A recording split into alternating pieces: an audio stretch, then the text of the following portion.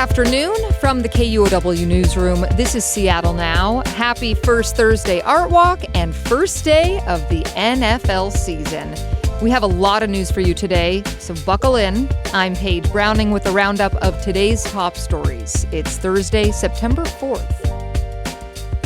It's been a week of big vaccine news and continues today. Washington State's health department is trying to straighten out confusion about who can or should get a COVID vaccine.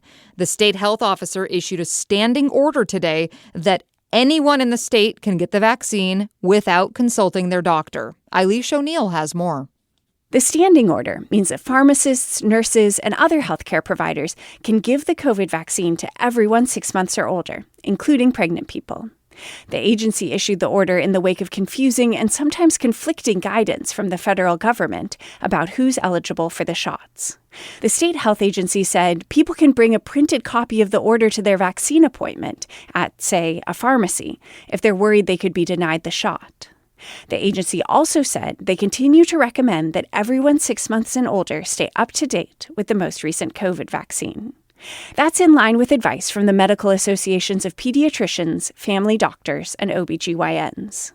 A standing order is a prescription from the state health officer that addresses a disease or health threat, such as one that authorizes pharmacists to give naloxone to anyone who wants it.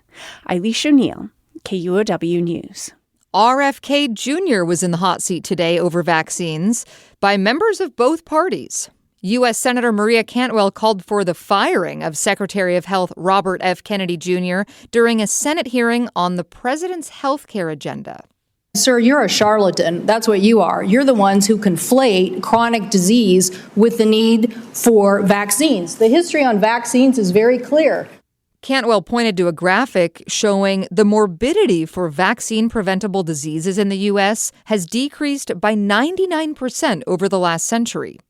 Republican senators from Wyoming and North Carolina also posed tough questions over vaccine access. Kennedy's hearing devolved into multiple shouting matches where Kennedy accused senators of lying when asking him about his position on vaccines, antidepressants, and more. And more than 1,000 current and former federal health workers are now calling for Secretary Kennedy to resign.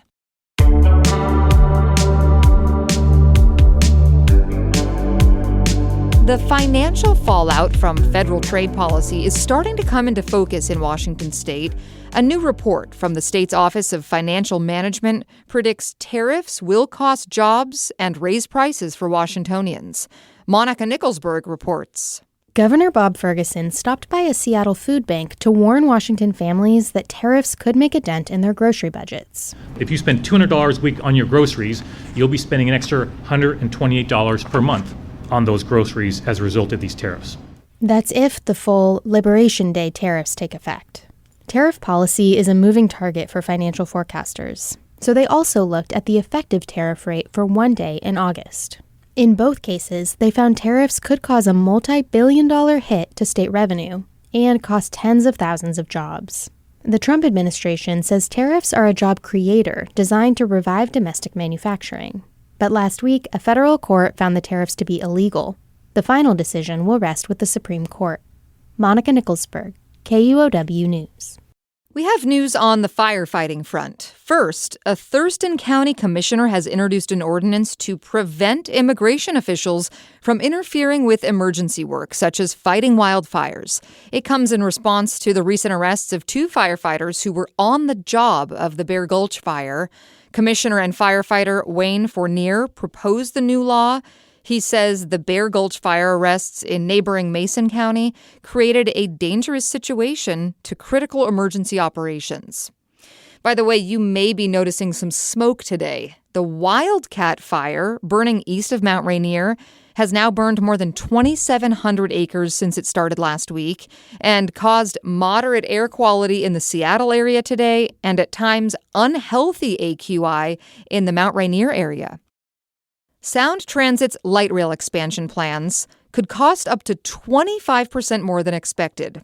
Today, board members began brainstorming on how to bring down costs. Joshua McNichols has more.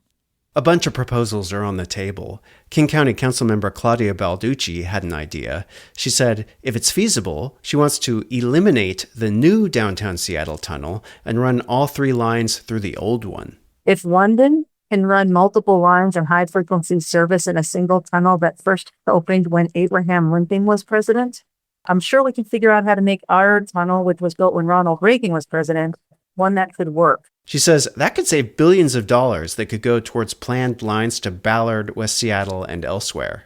Sound Transit CEO Dow Constantine said, "We have a lot of options, but inaction is not one of them." Sound Transit's revised expansion plans are expected by June 2026. Joshua McNichols, KUOW News.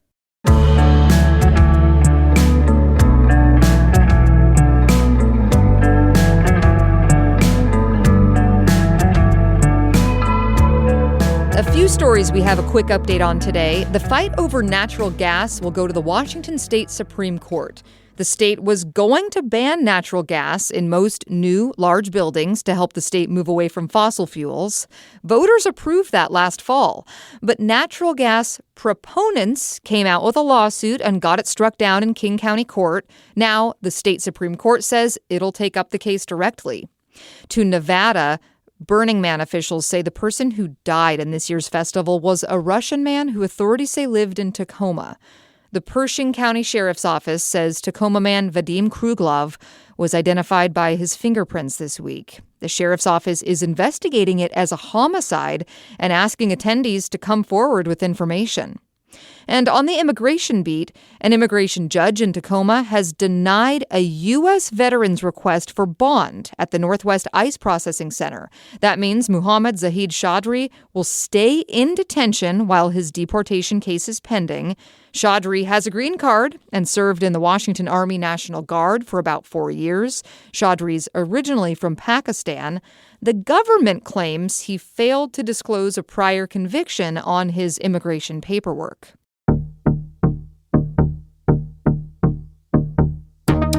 And finally today, if you're going to the Seahawks game this weekend, you might see more 49ers fans than normal.